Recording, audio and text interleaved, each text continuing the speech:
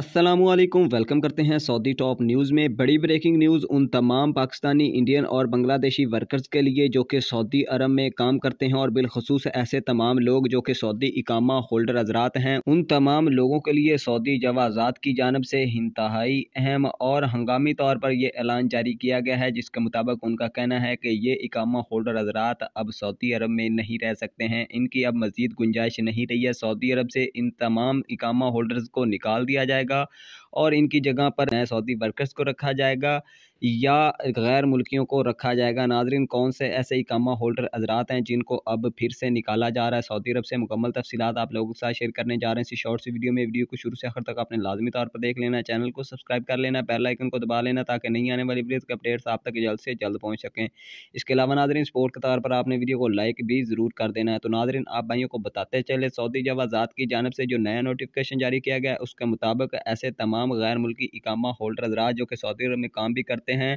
और उनके इकामे एक्सपायर हो जाते हैं, 1 या 2 महीने तक वो अपने इकामे को रीन्यू नहीं करवाते हैं, उसकी फ़ीस अदा नहीं करते हैं। 1-2 महीना ये सोचते हैं कि फ़्री में हमारा गुजारा हो जाएगा या हम फ्री में ही जब यहाँ पर काम कर लेंगे और 2 महीनों की फ़ीस बच जाएगी। तो ऐसे तमाम लोगों के लिए ये नया नोटिफिकेशन जारी किया गया है कि अगर कोई भी ऐसी यकी लगाएगा या गलती करेगा तो उसे डिपोर्ट कर दिया जाएगा और उसकी जगह पर नए गैर मुल्की को नौकरी दी जाएगी या सऊदी शहरी को नौकरी दी जाएगी।